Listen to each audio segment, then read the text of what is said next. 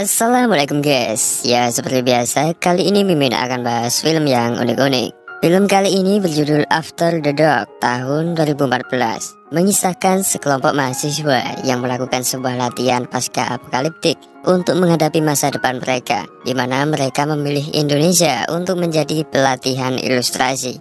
Oke, gak usah lama-lama guys, langsung saja genjot.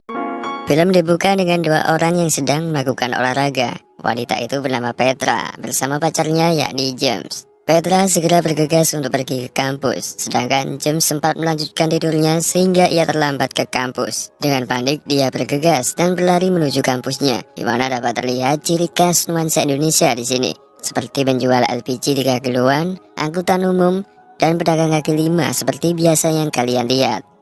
James berlari dan akhirnya sampai di kampusnya. Untungnya dosen ini belum menutup pintu kelas. Kampus ini merupakan sekolah internasional yang berada di Jakarta yang diajar oleh dosen bernama Dr. Jimin yang berfokus di bidang filsafat.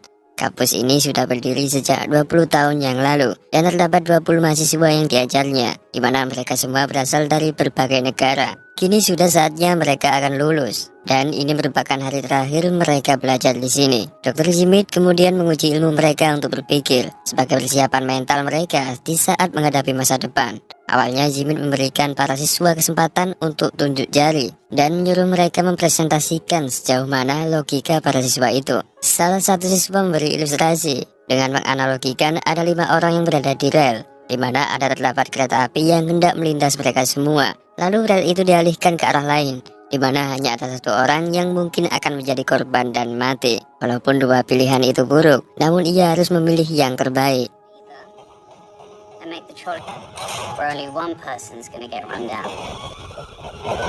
Dan di sini kalian juga akan berjumpa aktris Indonesia, yakni Cinta Laura, yang berperan sebagai Utami. Utami mempresentasikan bagaimana cara menguji kesetiaan rekan, yakni dengan terjatuh dari menara dan meminta bantuan rekan-rekannya. Dengan itu ia bisa menguji siapa yang berani berkorban dan siapa yang tak mau beresiko. Tentunya yang setia akan ia tinggalkan dan mencari teman yang baru. Mendengar presentasi mereka semua, Jimin merasa tak puas karena logika mereka masih mendasar dan belum mendalam sepenuhnya. Tentunya Jimin ingin menguji kemampuan logika mereka dengan mendalam. Awalnya Jimin menyuruh mereka berpikir untuk mencari wilayah paling aman ketika pasca apokaliptik melanda.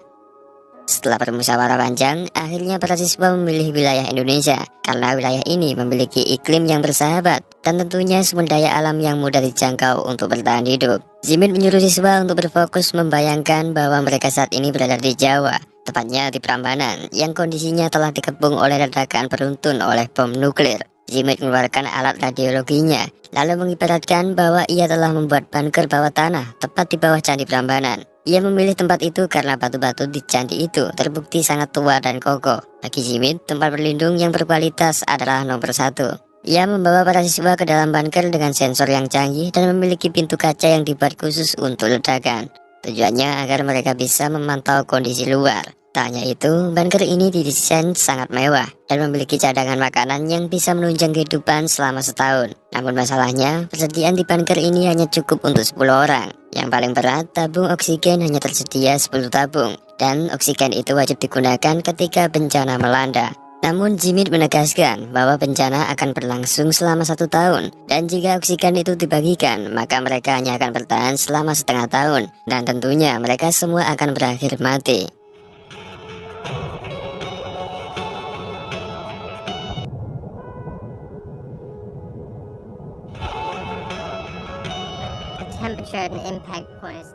Mereka keluar untuk melihat debu nuklir yang semakin mendekat, dan mereka hanya memiliki waktu 1 jam saja. Hanya satu pilihan yang harus mereka ambil, yakni dengan membuang orang-orang yang tak layak untuk masuk. Jimin kemudian mengibaratkan bahwa mereka memiliki profesi yang berbeda-beda, dan dari profesi itu mereka dapat mengetahui siapa yang berguna dan tidak. Mereka semua memperkenalkan profesi mereka sesuai kartu yang sebelumnya telah dibagikan secara acak oleh Jimin.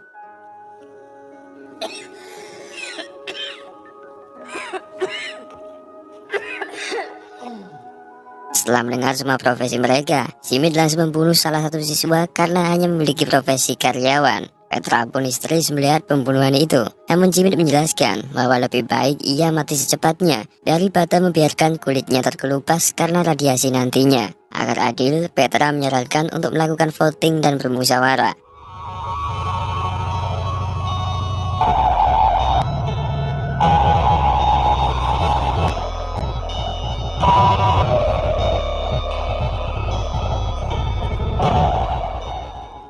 Semua pun menunjukkan opini mengenai kelebihan dan fungsi yang mereka punya. Sebagai contoh, Georgina, yang mana ia adalah dokter dan ahli dalam bidang kesehatan. Tentunya ia sangat dibutuhkan ketika bertahan sekaligus berguna di masa depan nanti. Lalu James, yang berprofesi sebagai petani, yang tentunya sangat dibutuhkan juga. Petra yang memiliki keahlian di bidang elektronik tentunya juga sangat dibutuhkan. Lalu yang lain seperti Russell, yang profesinya hanya sebagai pemain gitar. Tentu ia tak berguna untuk siapapun, bahkan tak ada gitar dalam bunker, jadi dia disisihkan. Begitu seterusnya. Salah satu siswa bertanya kepada Jimit, kenapa ia tak ikut serta dalam voting itu. Ia pun menegaskan bahwa ia diibaratkan pemilik bunker itu, dan hanya Jimit yang tahu bagaimana cara mengoperasikannya. Setelah voting, akhirnya 11 orang berhasil disisihkan. 10 orang yang lain resmi terpilih, termasuk Jimit, Utami, Petra, dan James. Sesaat kemudian, debu nuklir semakin mendekat, dan bersamaan dengan suara tembakan, semua berkumpul dan menyaksikan pembunuhan 11 orang yang dilakukan oleh Jimit, di mana ia beralasan bahwa ia membantu mereka mati daripada terkena radiasi nantinya.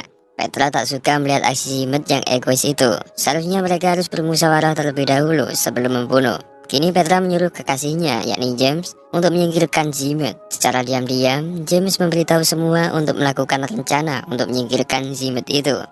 In our system, instead of just the freeze-dried stubs, you find that it'd be a big help with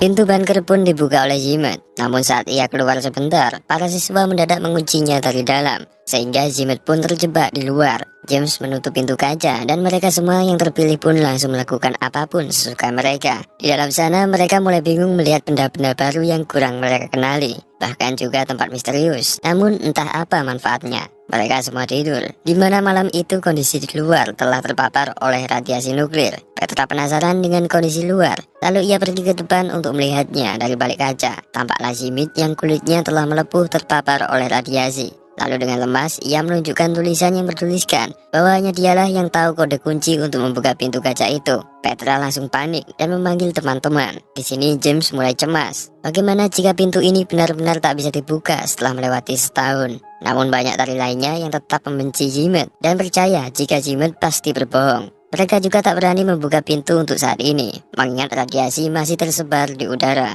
Kini pilihan mereka hanyalah menunggu sampai 1 tahun berlalu. Hari-hari mereka lalui seperti biasa, sementara Petra hanya bisa menatap tubuh Jimit yang mulai membusuk.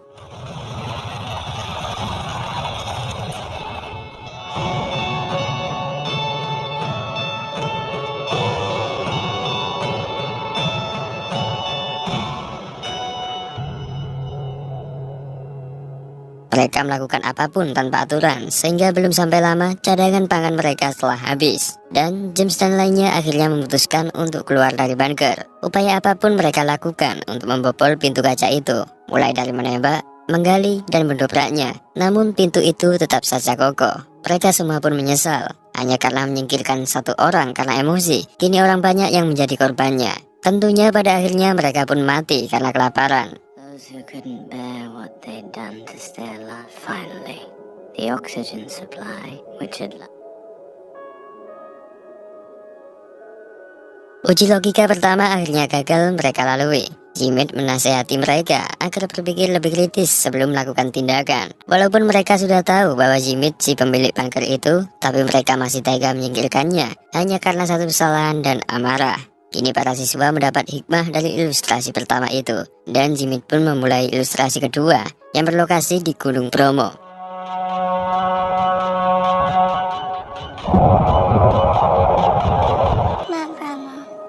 we still have a bunker and we still have Jimmy tetap berperan sebagai pemilik bunker yang memiliki wewenang untuk mengatur. Sedangkan kartu profesi yang dibagikan sebelumnya ternyata berisi detail tambahan yang berisi penjelasan lanjutan. Misalnya Georgina yang sebelumnya terpilih untuk masuk ke bunker karena profesinya sebagai dokter. Namun penjelasannya berikutnya mengatakan bahwa ia terjangkit virus Ebola ketika merawat pasien, sehingga ia pun ditolak memasuki bunker karena potensinya yang dapat membunuh para survivor. Sedangkan Petra dan James masih dipilih. Meskipun James berprofesi sebagai petani namun gay, tapi ia masih berguna untuk mengelola tumbuhan di masa depan nanti. Semua pun saling memperkenalkan profesi serta riwayat tambahan yang mereka miliki. Seperti yang dilakukan sebelumnya, Zimit langsung membunuh siapapun yang tak berguna. What's going on? We've already had our blasts. I'm a psychotherapist. I'm a zoologist, and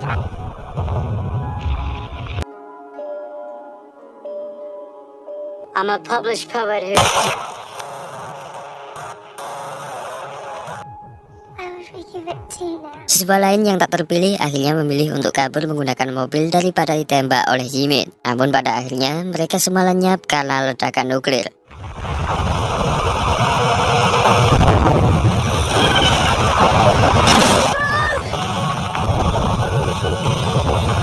Sementara, Zimit dan siswa yang terpilih langsung memasuki bunker.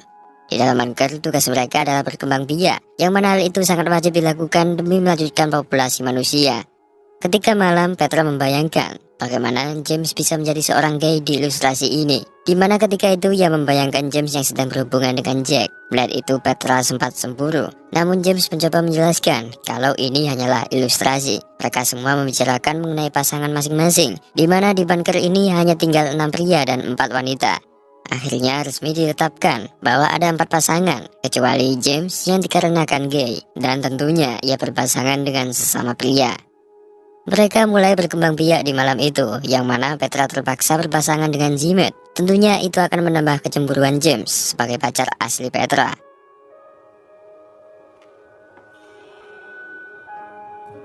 I don't want to sleep with you anymore doesn't mean that I don't love you anymore.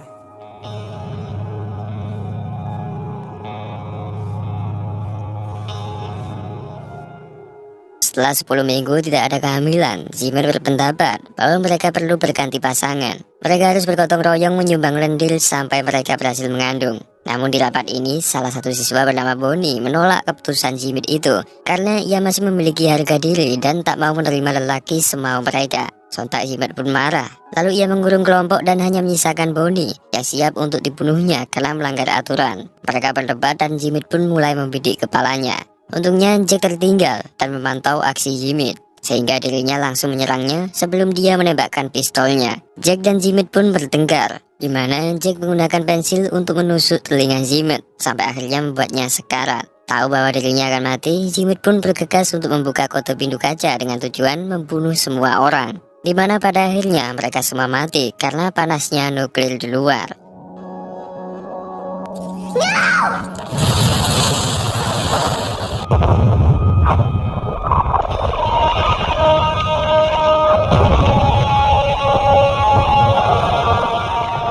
Artinya, para siswa kembali gagal melewati ilustrasi kedua ini. Melihat kegagalan ini, James mulai curiga dengan Zimit, lalu menanyakan apa sebenarnya motif Zimit melakukan ilustrasi kelompok ini. James merasa bahwa para siswa selalu disalahkan di ilustrasi ini.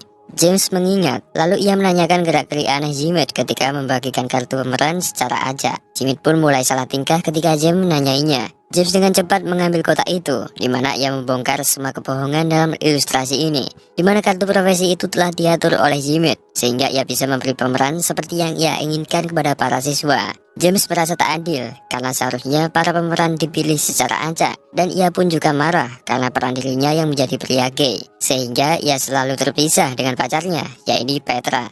Kejanggalan ini sebenarnya tak hanya terjadi sekali, namun juga sepanjang hari-hari sebelumnya. James menuduh bahwa Zimit sengaja memberi peran yang mengerikan kepada siswa yang ia pilih, terutama dirinya untuk melampiaskan amarahnya. Namun di sini James juga bingung, karena ia merasa tak punya masalah kepada Zimit. Namun Zimit menolak tuduhan James itu. Lalu salah satu siswa pun memutuskan untuk mengulangi ilustrasi kembali, di mana mereka mempunyai peran tetap, namun dengan aturan yang berbeda. I'd like to do another. Let's do another one.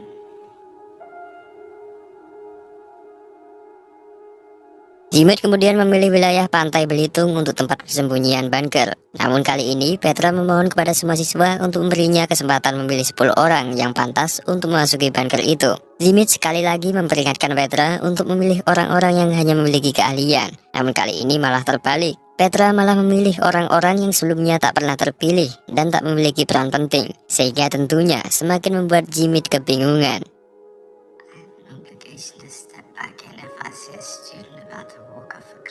Exposed to the Ebola virus last week. She's an opera singer who's struck with cancer and can't even speak in 3 years. Petra akhirnya memilih 9 orang yang tak berkompeten, termasuk James juga. Jimit pun marah karena ia tak termasuk dalam kelompok, sehingga ia langsung mencari pistolnya. Kini tinggallah 1 slot yang belum diisi. Namun ternyata pistol itu dibawa oleh Petra, di mana ia tahu kalau Jimit pasti akan menembak mereka. Dengan bingung, Jimit langsung menodongkan pistol ke arah James, lalu mengancamnya untuk menggantikan posisinya. Namun kali ini James melawan, di mana ia telah memilih senjata yang telah diambil dari dalam bunker. Jimit mengancam dengan cara lain, di mana ia mengatakan bahwa hanya dialah yang tahu kode password pintu bunker itu. Bonnie pun menyanggahnya, di mana ia sudah tahu kode pintu itu ketika Jimit bunuh diri di permainan sebelumnya. Akhirnya Jimit terkena skak oleh mereka, lalu dirinya memilih untuk pergi. Bonnie. Get inside. James pun segera menyuruh Petra untuk menempati slot terakhir, namun Petra malah menolaknya. Lalu ia malah memilih Chips yang berperan sebagai pria mandul dan tak memiliki kegunaan dalam bunker itu. Chips pun mengisi slot terakhir dan Petra pun memilih untuk bertahan di luar bunker. Namun James tak puas jika Petra tak berada di sampingnya. Petra tetap saja menolak. Namun untungnya Chips memanggilnya untuk memberinya kunci kapal. Namun ia malah menarik Petra untuk menggantikan posisinya. Petra akhirnya dimasukkan ke bunker dan bersatu dengan James. Sementara Chips langsung bergegas menuju kapal untuk segera kabur bersama orang-orang yang tak terpilih.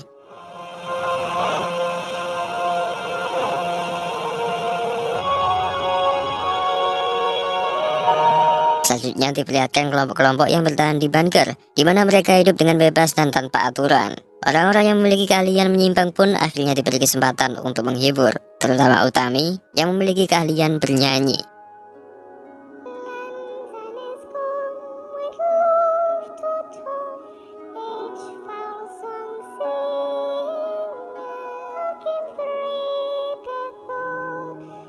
James pun juga selalu menghabiskan waktunya bersama Petra. Petra pun menjelaskan bahwa hari-hari di bunker itu menyenangkan dan penuh dengan kreativitas. Walaupun ia menyadari bahwa ia tak akan bertahan tanpa orang-orang berkeahlian, namun setidaknya dirinya bisa mengisi hari-hari akhir dengan menyenangkan.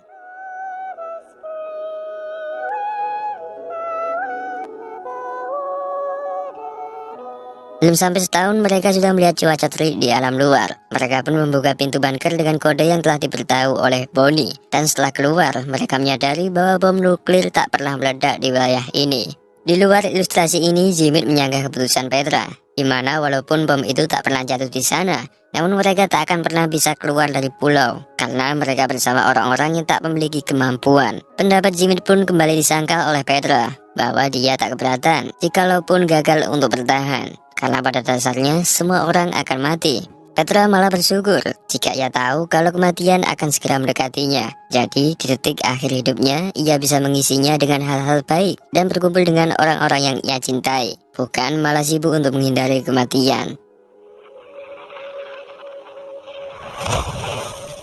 Permainan ilustrasi pun dilanjutkan, di mana kelompok memperkoki bom yang terjatuh dan gagal meledak. James memilih menekan bom itu, berniat akan bunuh diri secepatnya. Namun Jimit tiba-tiba datang dengan pistolnya, yang mana ia tampak lemah dan kotor. Di mana ternyata sebelumnya ia telah bersembunyi di balik goa dan bertahan hidup di alam bebas. Jimit berniat membunuh James, mengklaim bahwa dialah penyebab punahnya manusia nanti. Namun beberapa saat, semua siswa pun melindunginya. Sebelum akhirnya James memilih untuk menekan bom itu untuk mengakhiri kehidupan mereka semua.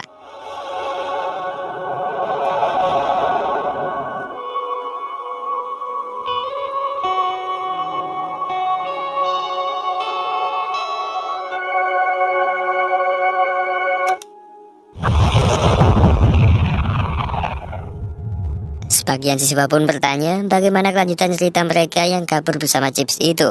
James pun menjelaskan bahwa ia dan kelompok yang sebagian wanita itu berhasil menemukan pulau lain di luar jangkauan nuklir itu. Pria-pria yang bersamanya diceritakan mati konyol di pulau itu, sehingga kini tinggallah wanita saja yang hidup bersamanya. Karena dirinya mandul, tentunya mereka butuh usaha keras untuk menghamilkan para wanita, sehingga Chips pun memiliki ending terbaik dengan genjot sepuasnya.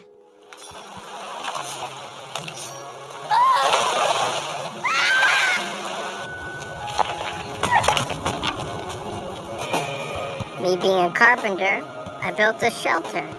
Kini jalan cerita memiliki logika yang liar menurut Jimit, sehingga membuatnya kecewa saat di kelas lalu menutup pertemuan terakhir ini. Di akhir sesi, semua orang pergi kecuali Petra, yang menuduh Jimit mencoba menggunakan latihan itu untuk menghukum dirinya dan James. Kini terbongkar bahwa ternyata Jimit memiliki hubungan cinta dengan Petra. Lalu ia mengklaim bahwa James telah merebut Petra darinya.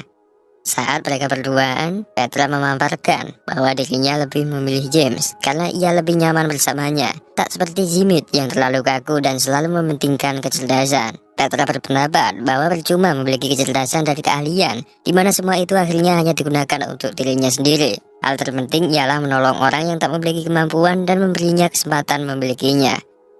Petra pun memutuskan berpisah dengan Jimit. Lalu film pun berakhir dengan Jimit yang sendirian di sekolah, di mana ia meraih pistol di lacinya, lalu suara tembakan terdengar, yang menyimpulkan bahwa Jimit mengakhiri hidupnya.